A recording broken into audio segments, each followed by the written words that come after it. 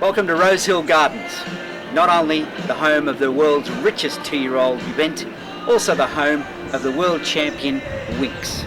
And while Winx was creating history in Melbourne, winning her fourth Cox Plate, one of her arch rivals, Happy Klapper, was enjoying a well-earned rest up in the central coast of New South Wales.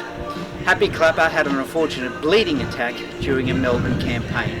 And I caught up with Happy Klapper's trainer this week, Pat Webster, to talk about the thrill of training a horse to compete against champion Winx in not only one, but two Cox Plates. Pat Webster, thank you very much for having us in this beautiful, serene farm you've got here. Yeah, it is lovely, Stephen.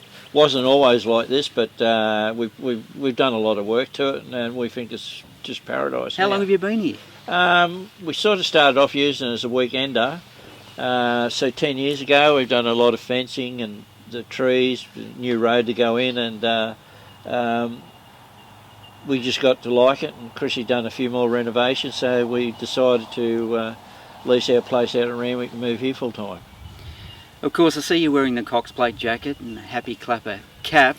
We've just seen Winx create history, winning 4 Cox Plates, and we'll talk about Happy Klapper in a minute and the clashes that he had with Winx. But a young jockey from Inverell arrived at Randwick. That's where it all started for you. Well, I started off at my dad shifted from Inverell to Dubbo because he had a trucking business, and that's where his contracts moved to. And then I lost my mum when I was 12 at Dubbo, and sort of moved on from there. And I went to be apprenticed to Betty Lane at a place called Geary in between Wellington, New South Wales and Dubbo. And I had a lot of success and a lot of luck with Betty, and then I moved on to Bernie Burns at Randwick after that, yes. You rode for 4 years until a heavy fall ended your career. Tell me about that. Well, I was really lucky. My first ride at Randwick won a great horse called old horse called Medieval Maestro, and I had a lot of success, and then that's the reason I got into the drugs and alcohol part of with Racing New South Wales. I was taking weight reducing drugs which affected your reflexes and mentally, and it was a bad fall at Rosehill that just put me out of racing after that. I had multiple injuries and probably lucky to be alive. In fact, you were in hospital for 10 months. Yeah, well things didn't heal that good then. No. We didn't have the compound fractures, and like now they'll say it's ligament damage, but unless they done an x-ray those days and actually had a clean break, they didn't know about ligament damage and all that. So a lot of pain, fractured skulls and whatever, and a lot of pain, and took a long time and your rehab, they never had the facilities then that they've got now. We're talking about 50 years ago, so, but it's all changed for the better, but no, it was pretty bad. Of course, you spoke about drug and rehabilitation, the role that you play with Racing New South Wales. Of course, none of that was available when you were riding either. Oh no, we had nothing. We, you could use random drugs at random. You could, like some of the weight-reducing drugs were like taking LSD, and it was prescription. You got a capsule and you took it. You never slept. You never ate, and you worked and worked. It was the same as taking speed, and that's the reason I got involved now, is to make the apprentices or in the whole of the industry, make them aware of the pitfalls of taking drugs. And now we've got things like ice and well let's just say ice at the moment. That's our most damaging drug, and we sort of work on that. First we used to say thank God our kids smoked marijuana and didn't take heroin. Now we say we wish they took heroin instead of using ice. So the world shifts, but not always for the better. Yeah. Of course, you use the farm as part of your rehabilitation, and I noticed that looking around, it's beautiful. It's a serene place. So, and a lot of people don't quite understand that the life of a jockey is very much similar to the life of a high-profile sportsman. There's a lot of pressure on them. Oh, they should see it, because life of a jockey is a high-pro sportsman, and it's a fitness thing. You see an AFL player or NRL player, they've got a certain fitness, but gee, our jockeys have got to be fit too. You look at Huey Bowman, like Huey arrived at the Cox Plate the other day in a helicopter, and he looked like he jumped straight out of a David Jones window with the suit and what on, and Christine looked beautiful, but arriving, what high profile sportsman arrives in a helicopter for, so it goes to show you, how far we've gone in racing. Yeah, yeah. And of course the prize money on offer these days makes them wealthy quite quickly, and that can have an effect on them as well. Yeah, well, as a matter of fact, I just spoke to young Reece Jones. There's a 4 kilo apprentices going ahead at Scone. I spoke to his boss this morning, Rod Northern, about, we got a thing in place, or I have, with my district, my area, which I do Scone and that, take that in, that we've got a thing in place that to sort of a kid like him about the pitfalls of racing and the people that try and take advantage of them. Yes. when they start to get going. The silk chasers. And silk chasing and plus the money, Yeah. Back in the days when you were an apprentice, there was a trust fund put in place for them. Does that still occur today? Look, the thing was then so it was a 4-year apprenticeship. You never could start like now. You start apprenticeship at 30. Yeah. But then you had to start at 15. You had 4 years, and after you were 21, you were finished. And the money used to go into a trust fund. But the thing was, the AJC used to do it and keep the money. You never got interest on your money. Right.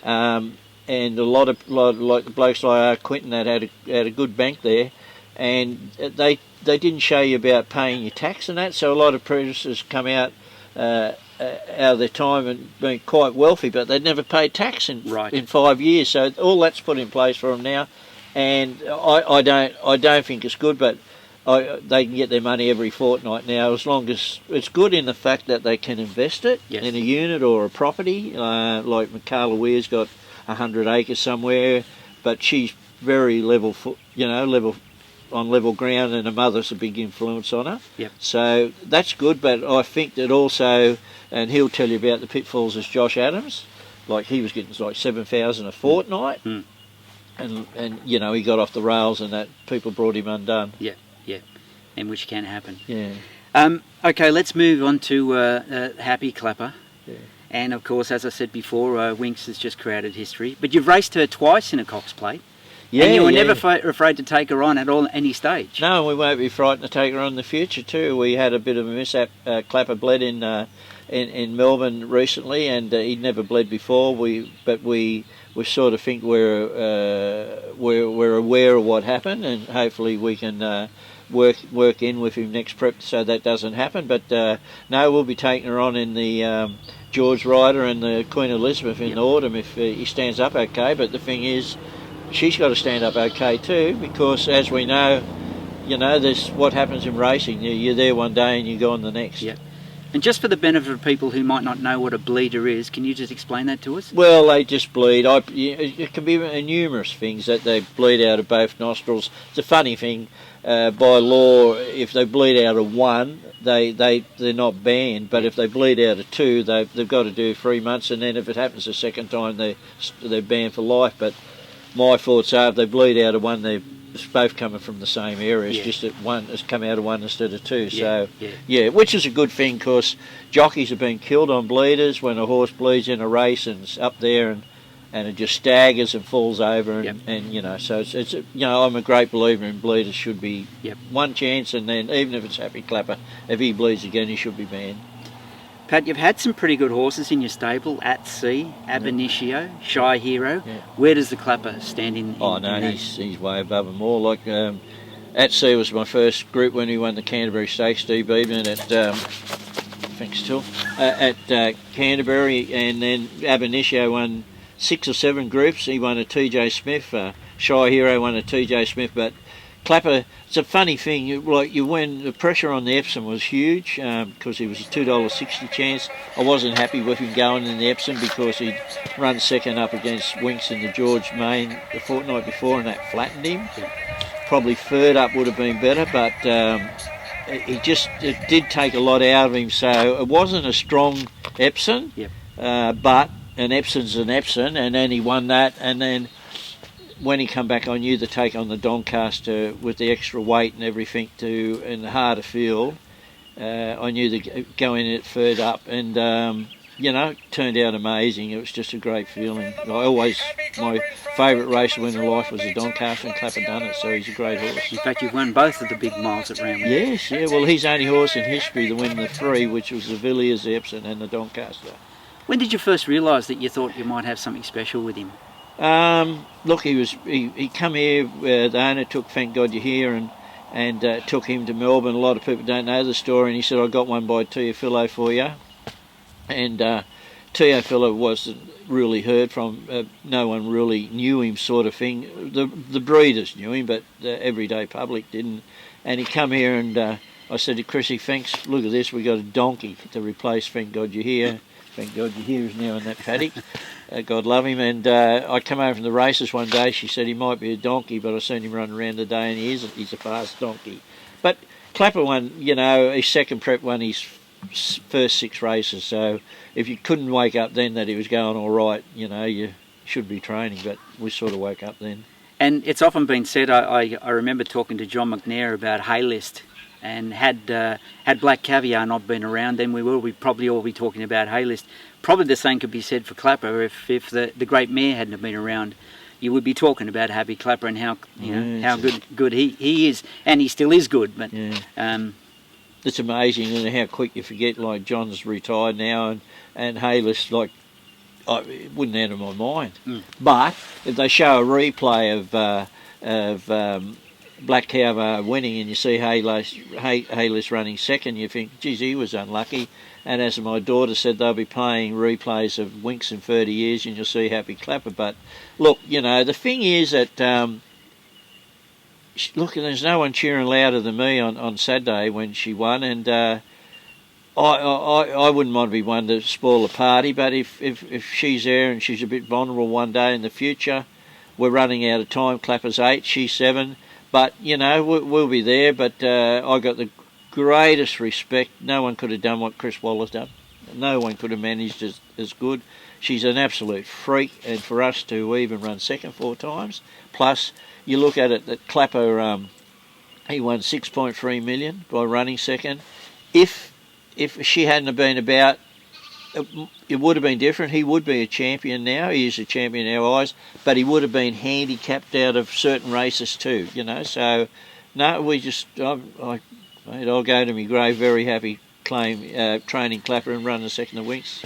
Well, his resume's pretty good because, you know, 2 Cox Plates, he faced her. Yeah. And he ran 6th in both Cox Plates. I mean, that's pretty good on a resume that when you think that she's won 4 and you've raced her twice. Yeah, the thing is he didn't handle Moonee Valley, you know. But a trainer's dream is, I talked to Robert Smurden and John Sadlers, and they haven't even had a runner in the Cox Plate, and they're champion trainers. Or Robert's out now, but we still talk. Of course, she gets out, you don't replace a mate that easy, but.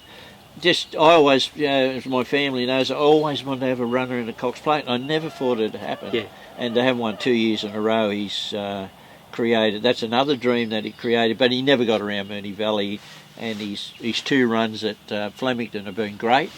Second in Emirates, and he bled and still run 5th in the Mackay. So it just shows that he needs a bigger track, and he won't. He'll only go the Sydney way of going from now on. He'll probably stop at Randwick forever now. Pat, I've known you for a while, and it strikes me as you're not the type of person to retire. Am I right? No, you're wrong.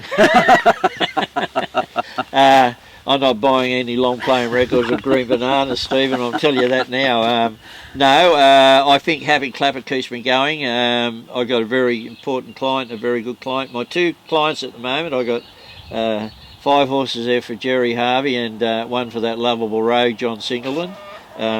He's not a rogue anymore, he's just lovable. Like I said, there's nothing good about getting old, but he puts his hand up to that. Look, while Jerry wants me to keep training, I'll keep training, but if he rang and said tomorrow, which he would, he's pretty honest. We've been together for like 38, 40 years. I think you're getting a bit old, because he loves when Wayne went in partnership with me. I rang him and asked him about it. He loves young people's brains, you know. He thinks that's good, and he feeds off that. But if he rang tomorrow and said you're getting a bit old, give it away, I wouldn't hesitate. But while Klapper's around, I'll be around. Excellent.